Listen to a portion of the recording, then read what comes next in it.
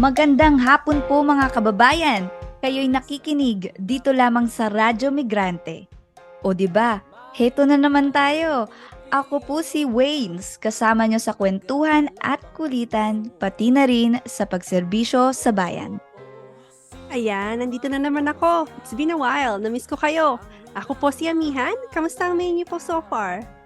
Isang malaking bahaghari sa aming mga listeners. Na-miss nyo din ba ako? Ako po si Jazz, kinikilig na makichika sa inyo. Samahan nyo kami sa ating episode 9 ngayong May 7, 2023 para sa mga usaping nakasentro sa importansya ng malayang pamamahayag at kung paano nito naaapektuhan ang mamamayang Pilipino. Follow nyo na rin kami sa Instagram at Facebook. Hanapin lang ang Radyo Migrante Toronto at kung gusto nyo rin pakinggan ang mga dating episodes, bisitahin nyo lang ang aming YouTube. Ayan, so for part 1, expect nyo lang na makinig sa aming new segment kung saan pag-uusapan natin ang top 3 at may init-init na balita ngayon, kasaysayan or history lesson related sa World Press Freedom Day, performance break kung saan makakarinig tayo ng kanta related again sa World Press Freedom Day at PULSO kung saan makikipag-usap tayo sa mga dumalo sa International Workers' Day Rally. Ayun, at para naman sa ating part 2, makakasama natin sa Pulso ng Migrante si Mila Garcia ng Philippine Reporter. Siya ay ang nag-iisang managing director para sa Philippine Reporter at magkukwentuhan din tayo tungkol sa World Press Freedom Day experiences as a journalist niya back home at dito rin sa Canada. At pagtapos niyan, magkakaroon tayo ng community segment obviously dahil maganda talaga na tayo ay connected sa community natin dito sa Canada. Ayan, maraming salamat Jazz at welcome back Amihan. Para naman sa ating top 3 news this week. Para sa unang balita, from Omni. Patuloy ang laban exhibit sa Museum of Toronto ngayong weekend. Ang Kamalayan Consciousness, isang grupo ng mga kabataang Pilipino sa Toronto, partnered with Museum of Toronto, ay nagkaroon ng libreng exhibit last week mula April 28 hanggang April 30th. At sa exhibit na ito, isiniwalat nila yung timeline of Filipino activism here sa Toronto. Bukod dyan, nagkaroon din ng Mayo Uno Rally o International Workers' Day Rally na nangyari sa Nathan Phillips Square kung saan nagprotesta ang mga workers, unions at advocacy groups para gunitahin ang ipinagdiriwang na International Workers' Day at patuloy pa rin ang kanilang panawagan para sa mas mabuting kondisyon para sa ating mga manggagawa. Sa Pilipinas naman, ipinagdiriwang natin ang Labor Day tuwing Mayo 1. Ayan no, kung talagang makikita natin, pareho talaga sa Pinas at yung sa Canada, yung pinaglalaban, kagaya ng livable wage, better working conditions, pati na rin yung mga benepisyo. Oo nga, pero pag inisip mo talaga specifically dito sa Pilipinas, doon sa Pilipinas, miss ko na. Meron silang mga campaigns talaga na para sa national minimum wage na umabot ng $1,100 kasi ang pamilya living wage sa Pinas yun di ba? At ang trabaho sa Pinas hindi sa labas nga sabi nila at sabi nga natin. So ayon din dun sa Philippine Statistics Authority, umabot na nga ng 1.83 million ang mga OFW na nagtatrabaho sa ibang bansa. Ayun, at para naman sa pangalawang balita, from Rappler, what you need to know, commitments made during Marcos and Biden's bilateral meeting. Si President Marcos Jr. at US President Joe Biden ay nag-usap nitong nakaraang linggo sa Washington DC. Ilan sa mga pangako ng US ay ang mga trade and investment missions, $70 million to support education, clean energy transition, improvement of transportation links, investment in sustainable and high-quality infrastructure, sanitation, access to drinking water at food security. Ang pinakamalaking magiging commitment daw ng US ay ang military financing sa nagkakahalagang $100 million. Sakop nito ang pagbukas ng mga military bases at transfer of assets tulad ng mga C-130 aircraft at mga pangdagat na patrol vessels. Ayan kung makikita natin dismayado talaga yung mga manggagawa dahil sa inuna pa nga ni Marcos Jr. yung interes ng US bago yung mga manggagawang Pilipino na siyang tumataguyod naman talaga sa ating ekonomiya sa Pilipinas. Nitong Mayo 1, pandaigdigang araw ng paggawa, yung mga manggagawa natin, nagsama-sama sila para manawagan sa disente at nakakabuhay na sahod. kailangan pa rin talaga ang makabuluhang tulong mula sa gobyerno, lalo na rin kung iisipin natin yung mga OFWs na bigla-bigla na lang nawalan ng trabaho at naipabalik sa Pilipinas. Isa sila sa mga qualified na makatatanggap dapat ng ayuda mula sa gobyerno. Oo nga. At magandang i-point out din na kahit na nabanggit nga na meron daw pa nga akong $70 million para sa education, kailangan nating itanong, sino nga ba ulit yung head of Department of Education sa Pilipinas? Hindi ba't si Sara Duterte yan? So, kailangan nating itanong, how will this be money used? So, itong mga pangako ng US, kailangan talaga nating suriin kung sino magbe-benefit dito sa mga pangakong ito. Pati na rin dun sa mga pangakong tungkol sa military financing. Mga lagi natin yan napag-uusapan dito sa Radyo Migrante, hindi ba? Pangatlo at huling balita naman from CNN. The Philippines will briefly shut its airspace later this month in a bid to tackle recent airport outages.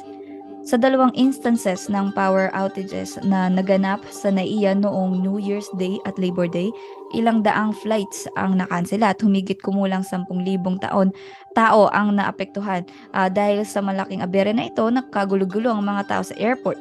Ani ni Brian Ko, ang Senior Assistant General Manager ng Manila International Airport Authority, ipapasara ang buong Philippine airspace ng 6 na oras from 12 a.m. to 6 a.m. local time sa ika-17 ng Mayo or May 17 para mapalitan ang malfunctioning electrical equipment. Ang tanong ko lang talaga dyan, no? Paano kaya ito makaka-apekto sa mga libo-libong tao na may flight during that time, no? Meron kaya silang balak mag-reimburse ng tickets, tsaka yung mga offer any amenities kaya? Oo nga, at dapat nga sana mayroong mga amenities at accommodation para sa na nakaplano para sa mga maapektuhan na pasahero, pati na rin dun sa mga maapektuhang manggagawa. Patuloy po kayong nakikinig sa Radyo Migrante dito sa Toronto's Best Filipino Community Program, Vibe 105. Natunghayan po ninyo ang mga balita at ngayon naman magbalik tanaw tayo sa kasaysayan at kultura ng Pilipinas. Sige, pakinggan po natin. Ako si Amihan bringing you today's segment of ang ating kasaysayan. Tara, let's learn more about her history to remind ourselves that history is a way that we get to know more about ourselves as Filipinos and our culture.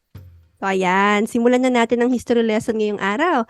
At dahil ipinagdiriwang natin ang World Press Freedom Day noong May 3rd, mahalagang bigyan natin ng pagkilala ang isa sa mga icon ng press freedom na walang iba kung hindi si Jose G. Burgos Jr. So simulan natin sa sino nga ba si Jose Burgos? So si Jose Burgos ay isang journalist at magsasaka. Kilala siya sa kanyang advokasya para sa press freedom, para sa mga magsasaka, para sa children's rights, at para sa ating kapaligiran.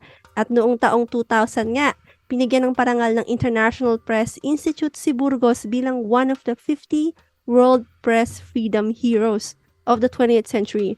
Siya lang ang nag-iisang Pilipinong napili sa parangal na ito. At naparangalan din siya bilang International Journalist of the Year ng United Nations Interpress Award noong taong 1986. Pero ano nga ba ang nagawa ni Jose Burgos at nabigyan siya ng mga prestigious awards na ito? So simulan natin sa taong 1986 kasi ayun din yung year na inawardan siya, no, ng International Journalist of the Year. So may naalala ba kayong nangyari ng 1986?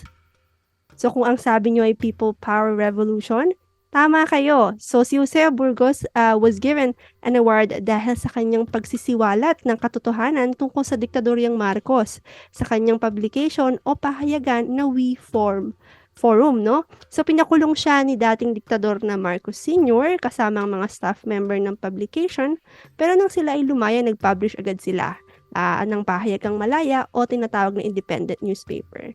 At nag-resume din ang pahayagang Forum ilang taon pagkatapos nila lumaya sa kulungan.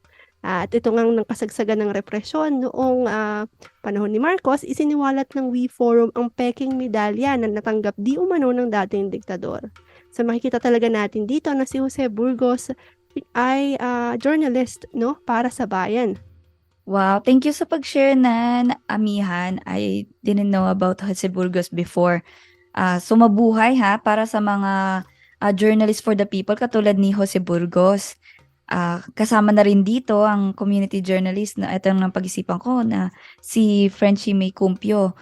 Isa siyang I believe radio journalist siya at magtatatlong taon nang siyang political prisoner. Dahil at kumakaharap siya sa mga trump-up charges ng illegal possession of firearms and explosives and terrorist financing daw. Pero alam mo, hanggang ngayon talaga makikita natin na patuloy ang pag-atake sa mga independent journalist dahil hanggang ngayon nakakulong pa rin si Frenchie May. At alam natin na itong pag-atake sa mga journalist, mga broadcasters, ay isang strategy ng estado para patahimikin at supilin ang mga kritiko nila. Matagal na nila yung estratehiya.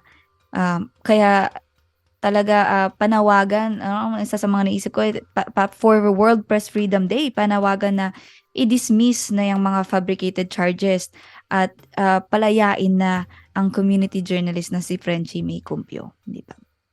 Ayan, oo, tama yan. Makikita natin talaga ngayon, noon pa 1980s pa, hanggang ngayon makikita natin na ilang dekada na ito, pero nangyayari pa rin. Kaya nag-a-agree ako sa sinabi mo na to dismiss na tong mga fabricated charges na to. At I think isa din sa mga mahalaga nating pag-usapan dito, yung myth ba na neutral ang journalism, di ba? Kasi kapag ka nagbabalita tayo, maging dito sa Radyo Migrante, iisipin natin para kanino ba tong ginagawa natin, di ba? Para kanino ba yung sinasabi nating pagbibigay ng kaalaman, ang mga nangyayari, awareness. Siyempre, lagi dapat babalik tayo sa bayan, para sa bayan, di ba? Agree ako dyan. Kahit na kung paano mo i-report ang isang pangyayari, talagang meron tayong bias. At kapag mag-i-deny mo na merong bias, ay hindi mo malalaman. Di ba? Hindi ka magiging aware. Kaya nga, ayan, at I think as member tayo ng alternative People's Alternative Media, alam natin na we are media for the people. Tayo rin ay mga radyo para sa bayan. O, di ba? Napakaganda niyan. So, ayan. Ayan ang ating kasaysayan. Did you learn something new about yourself or your family? Share niyo sa aming Facebook page. Hanapin lang ang Radyo Migrante and join us again next week para sa marami pang pag-aaral ng ating history. Patuloy po ang nakikinig sa Radyo Migrante dito sa Toronto's Best Filipino Community Program, Vibe 105. Maraming salamat, Amihan! At para sa susunod na segment, lumubog tayo sa ating kulturang Pilipino.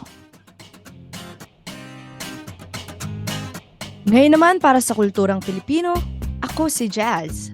Nais nyo bang makakadiskubre ng mga makabuluhang kanta at tula mula sa iba't ibang musikero at makata? Ang segment na ito ay magsisilbing espasyo para sa iba't ibang pagtatanghal ng mga talento ng ating kababayang Pilipino. This week, ang featured song natin ay Pahayagan o Newspaper. Isinulat ito ni Empiel Palma at ngayon kakantahin ko para sa inyo. Ang kantang ito ay tungkol sa talamak na extrajudicial killings sa bansa.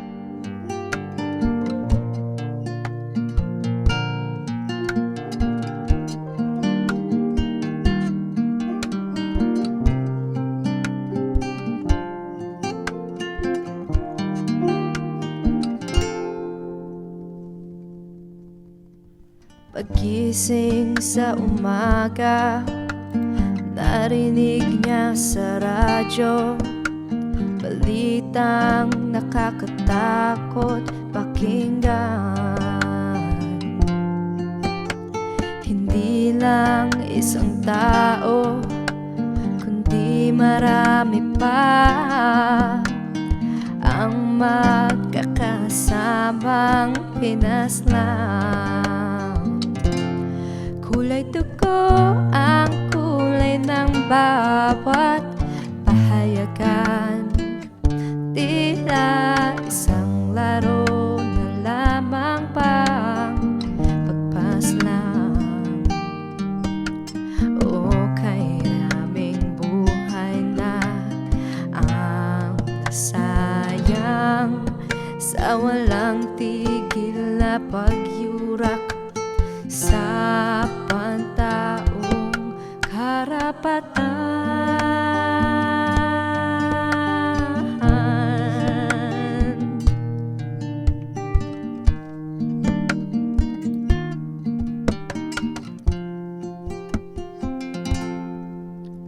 Hanggang kailan luluha ang mga naulila?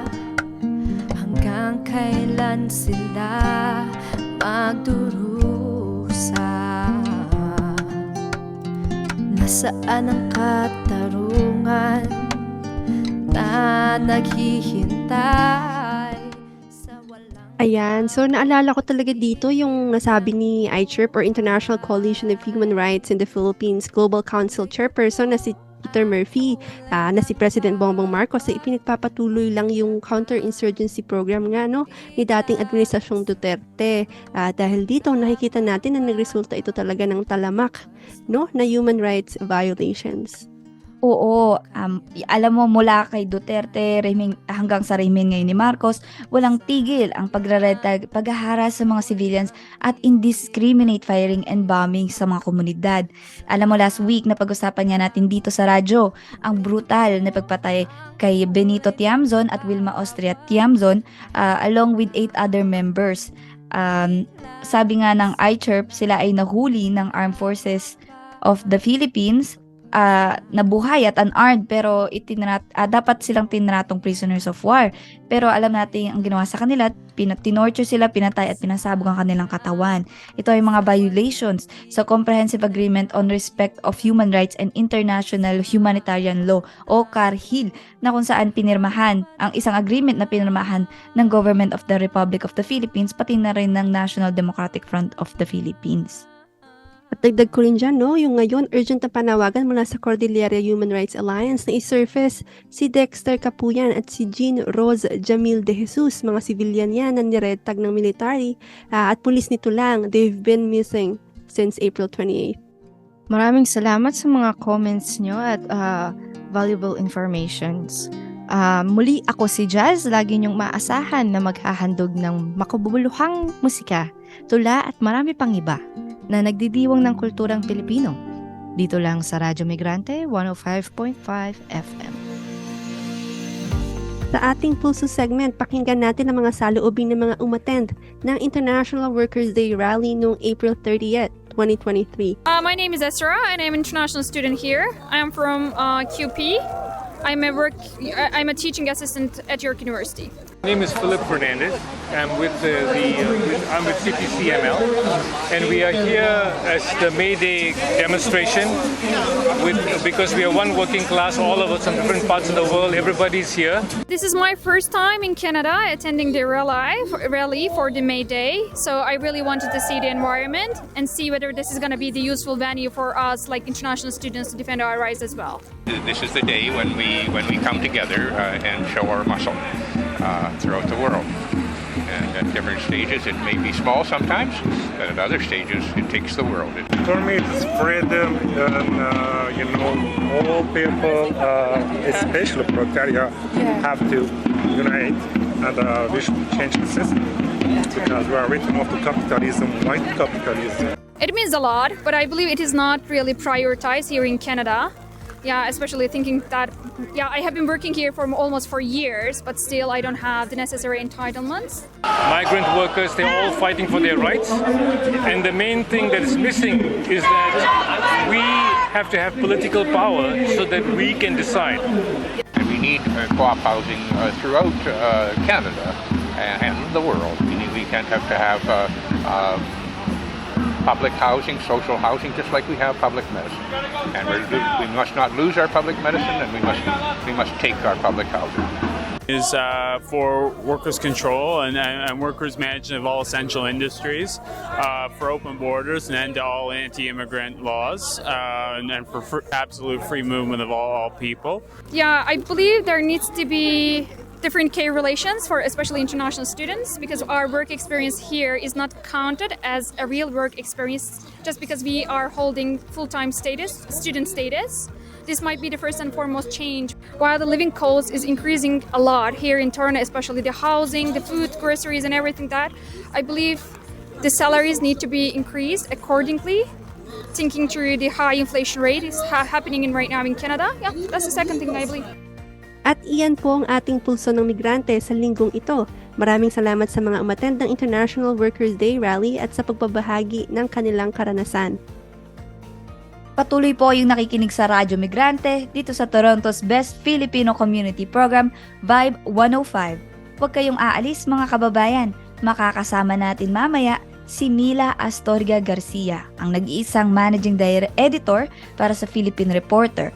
Magkakwentuhan tayo tungkol sa World Press Freedom Day, experiences niya as a journalist back home, at ang kanyang experiences dito sa Canada. Mapapakinggan po natin yan after the break.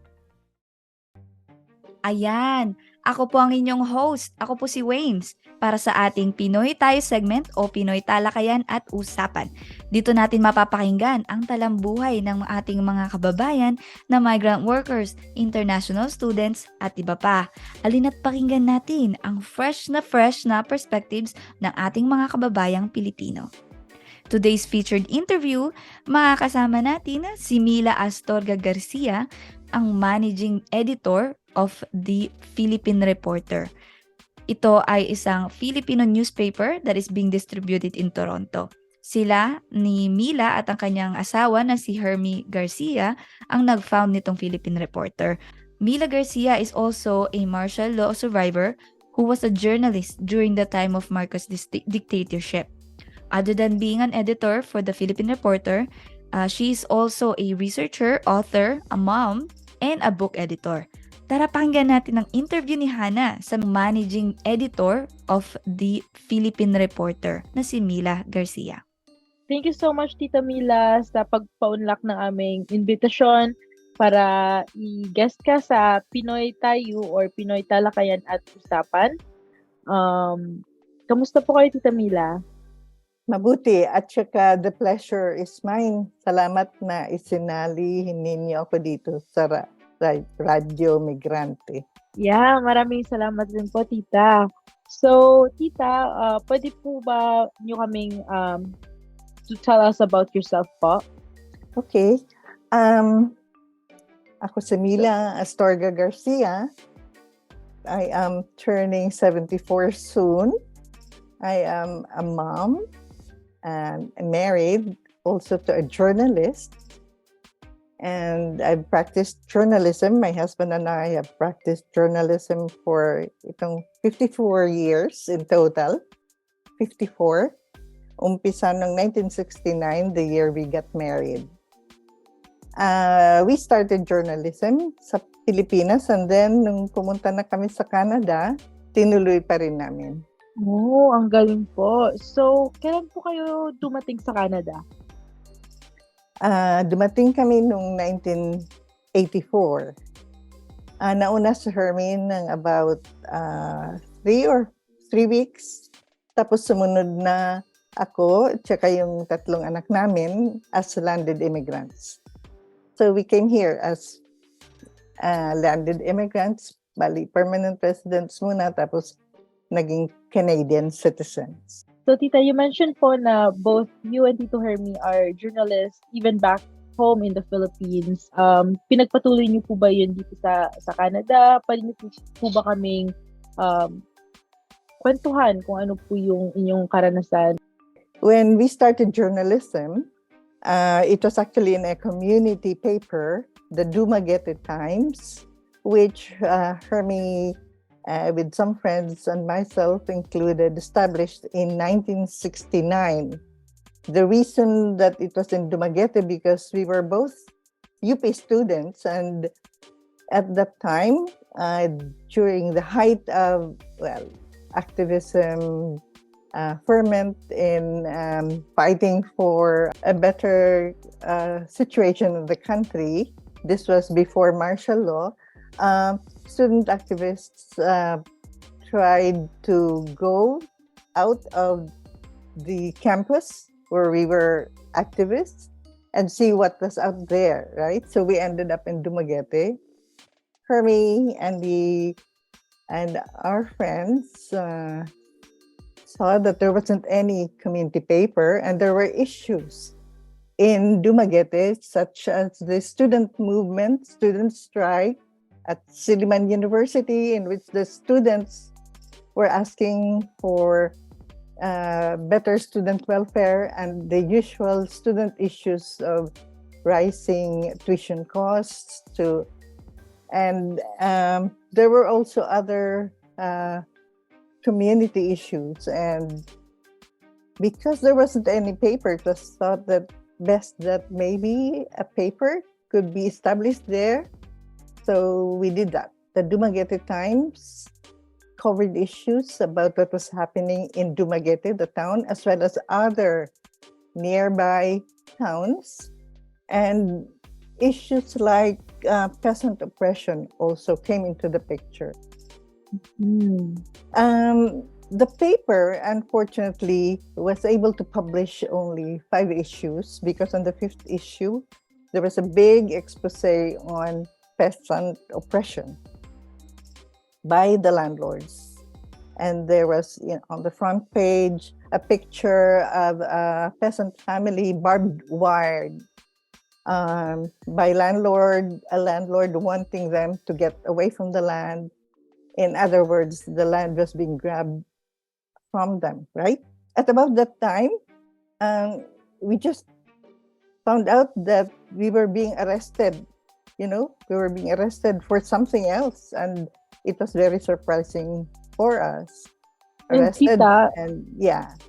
Yeah, can you just remind ang ating tagapakinig po, kailan ulit ito? Anong taon po ito? 1969. Wala pang martial law. Pero even during those times, mahirap nang magsulat din.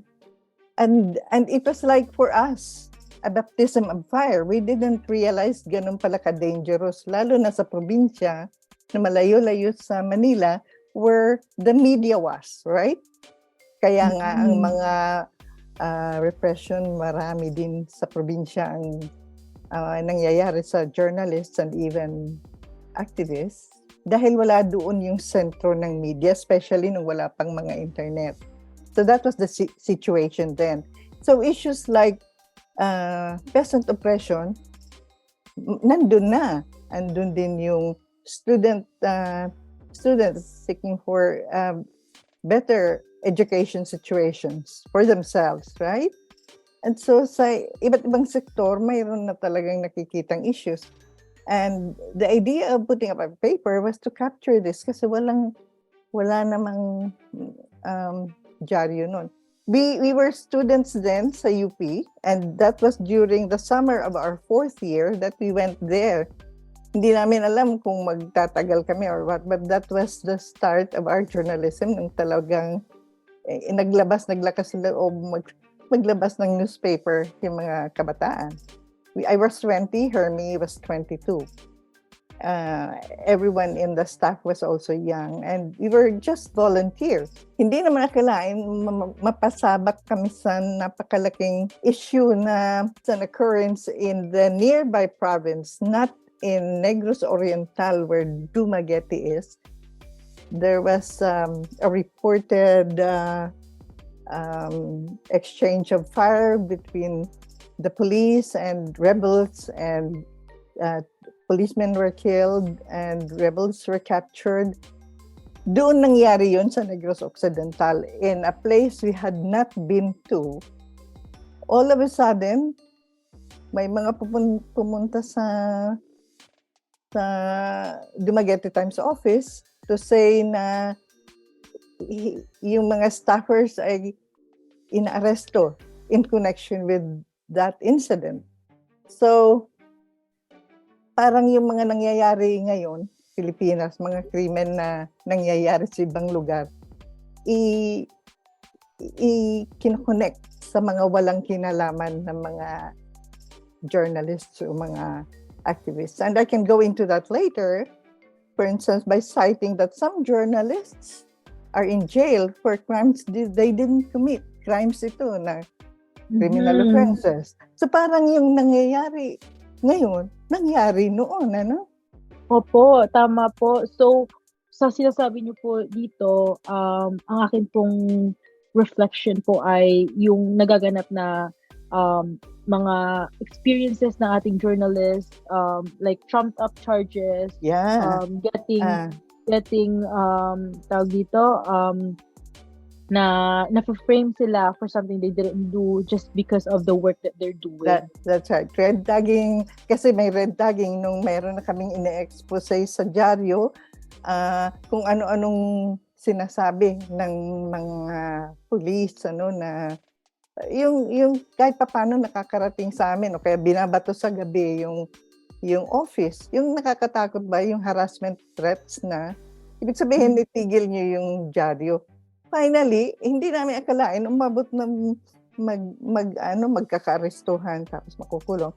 Anyway, we were brought from Dumaguete, where we had always been, to a certain town in Occidental kung saan nangyari yung ilang nakakatakot ang nangyari doon kasi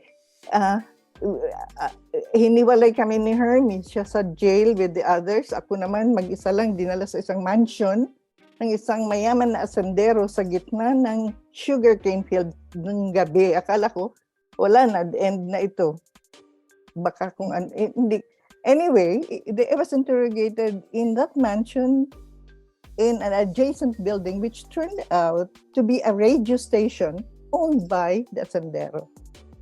And grabe. Tapos yung forms of torture, yung hindi ka patutulugin, hindi ka muna pakakainin, naka-on yung mga fluorescent lights, tapos paulit-ulit na tinatakot kang pwede kang i-rape, etc. But I actually documented that in an article which was published in a journal titled Surviving Media Repression Before and During Martial Law in the Philippines. Kasi yung article na to na nasa journal, actually yun ang laman nung isang Zoom event dito sa Canada na nadinig ng editor ng journal na yun, na kasama din sa Zoom, na kung pwedeng sa Zoom program, kung pwedeng i-publish kayo, na-publish ko yung istorya dun sa Dumaguete Times repression sa amin. Tapos, konti about what happened after we were released, na tinuloy pa rin namin yung journalism, tapos nagka-martial law. And another arrest and detention happened. During martial law, mas matagal na.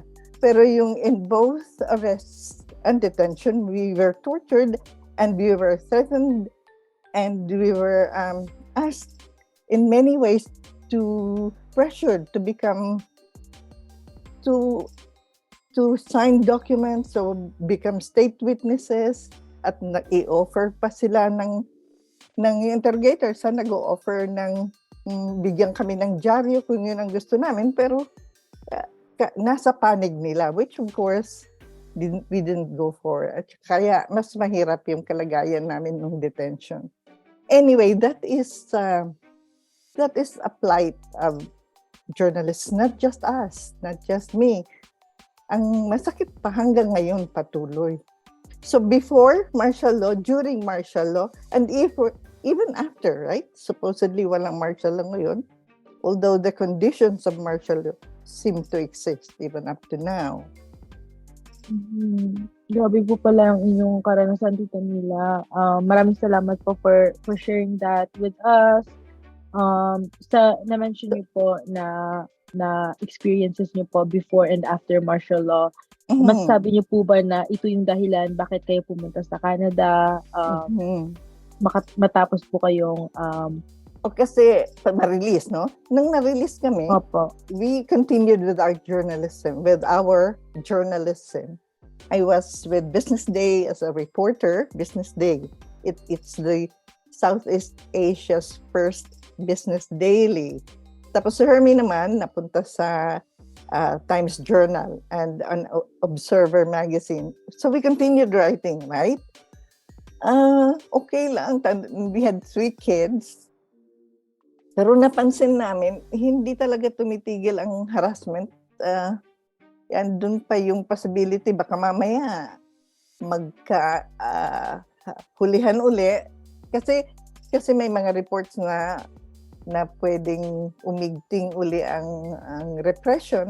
Kasi nag-continue naman kasi ang movement sa community, sa mga masses for a better situation in the Philippines ng iba't ibang sektor. Kaya dahil patuloy yun, parang iniisip namin na anytime pwede ding may repression na naman na ipakita yung Estado, and we couldn't be sure to what extent it could be. Meanwhile, there was a chance, our lawyer, one of my lawyers, Jose Jokno, the great Pepe Jokno, no? Ano din siya, nakulong din siya, activist lawyer, hero yan, hero namin yan. Ay nag-advise na kung pwede kayong, si Herbie kasi had his parents here in Canada already and had been was being asked to come to Canada, kung pwede dito na lang kami, safer. Anyway, that was what happened. We had the chance to leave and we took it. Otherwise, we would have opted to stay there kung walang continuing harassment. Although, wala na kaming kaso. Ako, wala nang kaso. Walang, yung sa many years na detained, dropped yung charges. Lang talaga, pahirap lang sa mga journalists na nagsusulat about the truth at hindi nababayaran para pumanig sa kabila. Maraming salamat po, Tita, sa inyong pag-share ng inyong story at saka inyong migration story. Kung bakit, kung sino po kayo, ano po yung inyong ginagawa bilang isang journalist, bakit po kayo pumunta sa Canada at bakit sa Canada. Okay. Sige po, papunta na po tayo sa second part ng interview, Tita. World Press Freedom Day is a day declared by the United Nations General Assembly to raise awareness of the importance of freedom of the press and remind governments of their duty to respect and uphold the right to freedom of expression enshrined under Article 19 of the 1948 Universal Declaration of Human Rights. What does World Press Freedom Day mean to you, Tita Mila? Para sa akin, napakahalaga niyan. Especially sa itong pagkakataon ng journalists, no? Na ipaglaban talaga yung freedom of the press, freedom of expression. Parang, kumbaga sa manggagawa, napakahalaga ng Labor Day, right? Yun ang araw na tatayo ang mga manggagawa para sabihin sa mundo na dapat ipaglaban ang ating karapatan. Ganon din kaming journalists. Dapat ipaglaban ang freedom of the press, yung hindi dapat supilin yung efforts ng journalists to write about the truth, to broadcast the truth.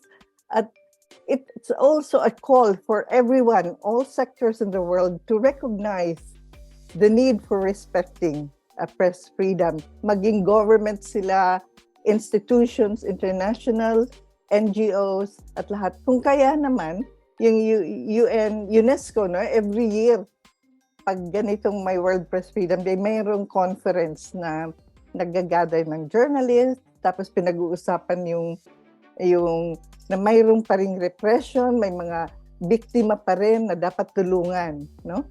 Ito ang isang araw na yung boses ng mga journalists madidinig na it's not just about writing, it's really a passionate a search for the truth, to be able to write about it and share it with everyone in the community, share it with the world. Yun naman ang ayaw ng mga nasa poder na gusto lang ipalabas na walang repression, walang oppression. At that's the reason why they see journalists who tell the truth as their enemy. And that's the reason why they continue to do these threats and red tagging and arrest and fake news about their involvement in organizations in which they can easily be susceptible to further harassment and repression, right? If you know what I mean. They always link them, kaya red tagging, link them na kaagad sa mga what they consider illegal organizations which in some countries are legal, right? Tama po. So ganyan ang ganyan ang kahalagahan sa mga journalists. Yung pagpatuloy, pagsulat, mag-broadcast at ipaalam sa mundo ang mga nangyayari. At the same time, na isinusulat yung truth about what's happening in governments, what's happening in all sectors of the community, what's also happening when people rise up, right? The mass movement, what the masses do to counter all these acts of repression, and the continuous struggle para labanan yung ginagawa sa kanila, maging peasant ka, maging worker ka, o professional, o lawyer ka, o journalist ka, o estudyante. So, madaming pwedeng isulat, madaming pwedeng i-reveal sa mundo na ang pinaka-effective na makakagawa nun, yung journalist. Diyan sa area na yan. In the same manner na yung lawyers, ang pinaka-effective na pwede mag-defend ng mga tao laban sa mga legal accusations sa kanila, no? In the same manner na health workers. So, napakahalaga na itaguyod yung significance ng World Press Freedom Day. And that's the reason we speak out. The national, by the way, you were members of journalist organizations. One of which is the National Union of Journalists in the Philippines, North American branch, right? Medyo bago-bago ito kasi dati sa Pilipinas lang and other countries sa Europe, pero mayroon na ngayon yung North American branch ng NUJP, which is very steadfast in upholding professional journalism and responsible journalism, and also defending the right to press freedom. Maraming salamat muli sa pakikinig at maraming salamat kay Tita Mila. Ako muli, si Waynes, naghahatid sa inyo ng mga fresh na perspectives sa ating Pinoy talakayan at usapan o Pinoy TaU. Nakikinig kayo dito lamang sa Radyo Migrante ng Vibe 105.5 FM. Siyempre, to stay updated sa happenings sa ating community, ito ang mga events at announcements. Sa May 13th, Sabado ng 1:30 p.m., may magaganap na malaking protesta sa Yonge and Dundas Square para i-commemorate ang 75 years of Nakba or 75 years of resistance of Palestine. Nakba means catastrophe, no, sa Arabic. Ito kasi yung destruction of Palestinian society and homeland in 1948 and the permanent displacement of the majority of the Palestinian Arabs and the start of Israel's occupation of Palestine, also referred as the creation of the State of Israel. For more information, follow Palestinian Youth Movement sa Facebook or Instagram. Pangalawa naman, on May 15th, Monday, from 10 a.m. to 11:30 a.m., the Philippine Studies Group at the York Center for Asian Research will host the Marshall McLuhan Fellow, Carmina Constantino. She will speak on the role of journalists in critical public discourse and in seeking accountability in a post-truth era in the Philippines. Libre lang ito, so punta na kayo ha. Register lang sa Eventbrite. Ang tema ng kanyang talk ay Revisiting the Basics. At para sa ating huling community listing, May 26 to May 28, gaganapin ang Fiesta de Mayo sa may Street Eats Market at 500 Progress Avenue, Scarborough. Merong live bands, street dances, day and night market, and over 50 food stalls and a train ride for kids. Magkano ang entrance dyan? $10 lang. Cash lang dyan, ha? Interesado ba kayo na maging bahagi ng Radyo Migrante? Halina't sumali sa Radyo Migrante Collective. There are open positions for new researchers, scriptwriters, interviewers, co-hosts, editors, and social media coordinators. Message nyo lang kami sa aming Instagram, Facebook, or email. Mahanap nyo kami as Radyo Migrante o Radyo Migrante Toronto. At dito nagtatapos ang isa na namang makabuluhang episode na ng Radyo Migrante. O diba, kaka-hello pa lang, mag-goodbye na agad. Bitin din ba kayo? Sige, pagpatuloy na lang natin itong ating usapan next Sunday. Kita-kits! Ayan, salamat sa pakikinig sa amin ngayon at huwag niyo po kalimutan, Kada linggo, nandito lang ang Radyo Migrante para sasamahan kayo. Sa susunod ulit! Ready to go rebels na po? Ako si Jazz and I thank you. See you, love you, and goodbye! Sa tulong ng mga kababayan natin na bumubuo ng Radyo Migrante, kay Mila Garcia at higit sa lahat sa inyo pang mga nakikinig sa Radyo Migrante tuwing linggo mula 1:00 hanggang 2:00 ng hapon. Maraming salamat po. At para po sa ating huling awitin, pakinggan po ulit natin ang Migranteng Filipino ni Carl Ramirez. Hanggang sa susunod mga kababayan, muli, Mabuhay po kayo at mabuhay ang bayang Pilipinas!